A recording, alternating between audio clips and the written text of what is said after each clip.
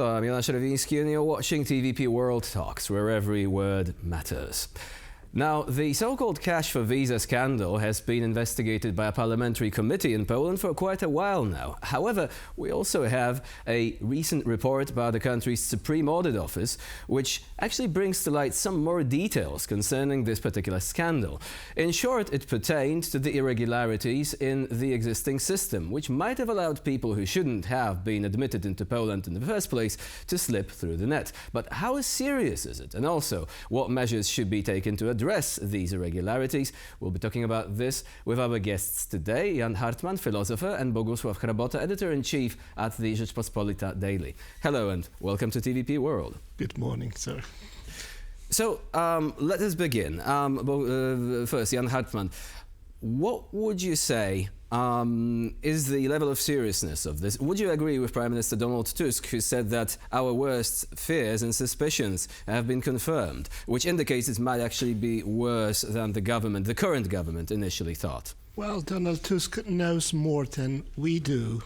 Also, Michał Szczerba, the deputy who is the president of the parliamentary committee, he suspects that the money earned by those criminals who sold these visas to African and Asian people, that this money perhaps was used for electoral campaign by the former ruling party, PiS.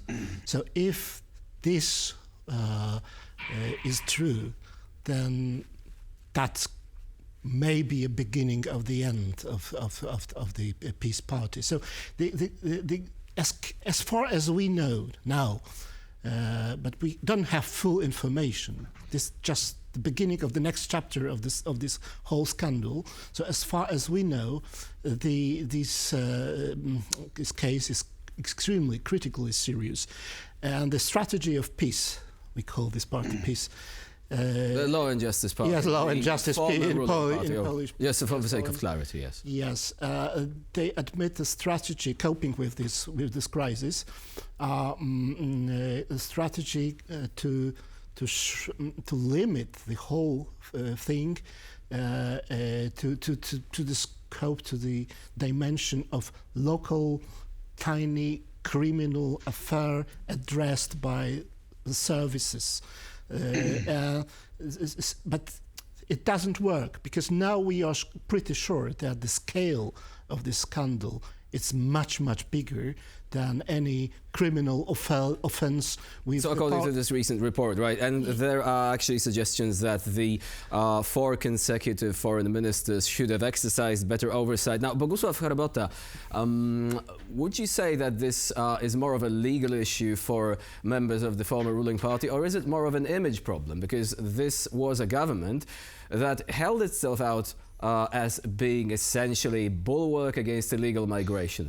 If the findings of this report proved true, then we actually have something that goes in the other direction. So essentially we have migration reaching, some could say, unprecedented heights. So which issue would you say will be more important right now? The legal side of things, or this lack of consistency in terms of narratives?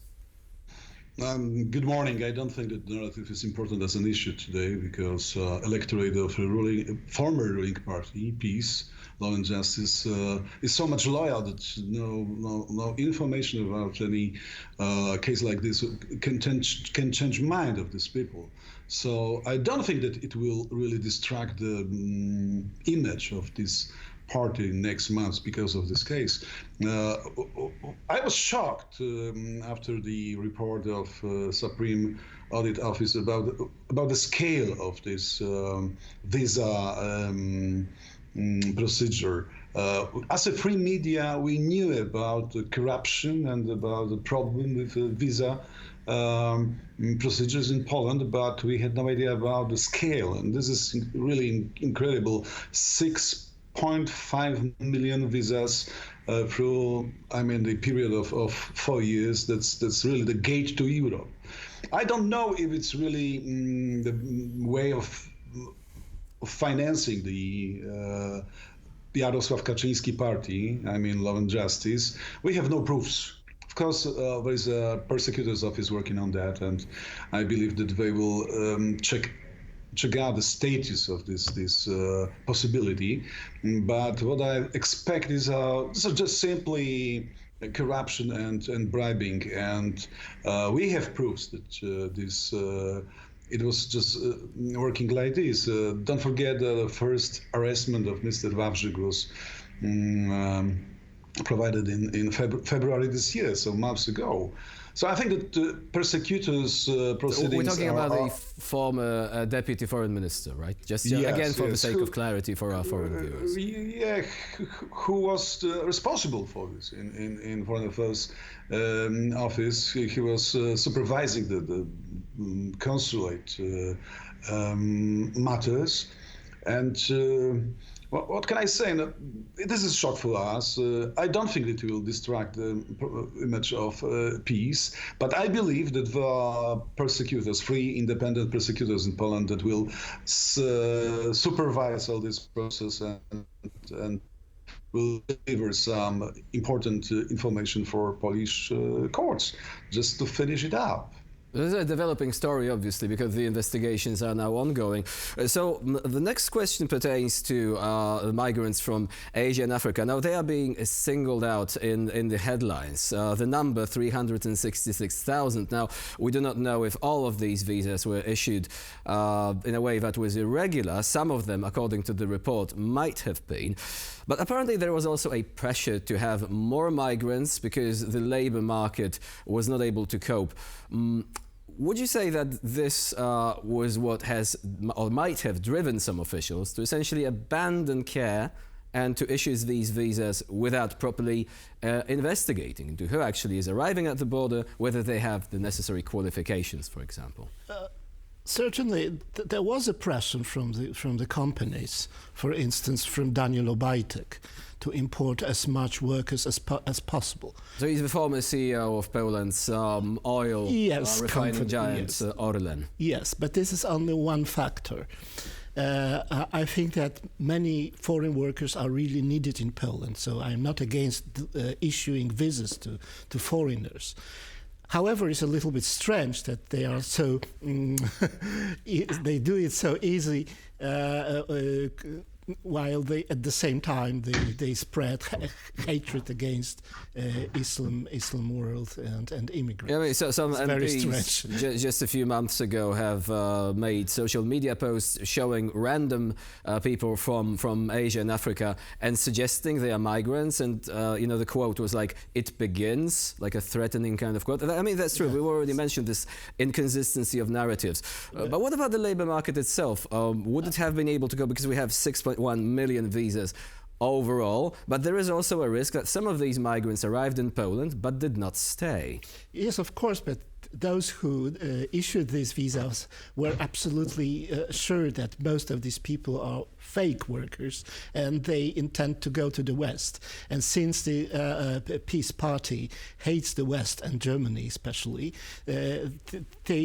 for them is a funny thing. They just are malicious towards Germany, and they did to Germany what Belarus and Russia did to us, sending immigrants to the Polish-Belarus border. Would you say it was malice or more of a lack of care? Because no, not a lack of care. They were sure. If you want a thriving labor market, you want to make sure that you have qualified workers who are going to stay in your country. And if you're just releasing them, allowing them to leave, it was that could be said an counterproductive absolute conscious to the aggression objectives toward the West. They were absolutely aware that issuing 1/3 of all Europe's visas, they deliver a lot of immigrants, not workers, but just immigrants to the West, those who just come to Poland for a while and go further to Germany and the West. They were sure about that. But the core issue is the part of a very suspicious broker who helped Belarus and Russia to deliver immigrants to the Polish-Belarus border, and at the same time broke the process of issuing Polish visas in Africa and in Asia. And this is a very mysterious company, which is probably controlled by secret services of Russia or Belarus. So again, this is like a further issue that, because I'm not sure if it was mentioned in these initial reports concerning the investigation of the Supreme Audit Office. And now I have one final question, because of course we might be seeing, like, you know, more threads emerging concerning this scandal. So you're right to point out that we are only seeing like the tip of the iceberg here. Bogusław Chrabota, one final question. There has also been an article released earlier today which provides some details about how workers from Russia might have been slipping through the net because there was, again, lack of proper oversight. There was a program intended to boost the IT sector by having IT specialists from Belarus settling in Poland. The problem was apparently that there were also Russians coming in, and when they declared, "I'm an IT specialist," they would not be verified for qualifications, and they were being let in much smaller numbers, but still in the context of the war in Ukraine, probably a serious issue, right? You mentioned Polish Business Harbor program. Yeah, precisely. Yes, that was 100,000 people came from the east. I have nothing against Russians and Russian IT specialists, and it's nonsense to limit this program for Belarusians, because we need, as Jan Hartman said, labor force in this country. We have a whole of, let's say, million, even 2 million people in Poland, but every program like this should be under very, very tough control, just especially by control of our intelligence, not to let come to Poland and Europe Russian spies simply. Now, we are in war, and our enemy, I mean Putin's system, is looking for good paths or channels to distribute, to deliver Russian intelligence agents to West Europe, and I think that it was a channel. It could be a channel. We are of course waiting for the final information about it. But 100,000 people, I think that, I mean, a really serious percent of these people who came over to Poland and then to Europe were under this suspicion of being risky for our political and democracy goals. And that's a crucial point, because we're talking about the Schengen zone in general and our responsibilities as a member of the European Union. And while not ignoring the fact that other countries have their own problems, such as Hungary rolling out the red carpet for some workers from the Russian Federation, it's still important to investigate any such reports to the fullest possible extent. Jan Hartman and Bogusław Chrabota were our guests here today on TVP World. Thank you very much for joining us and for sharing your insight. Thank you. And I'm Jonasz Rowinski. You're watching TVP World. Please do stay with us.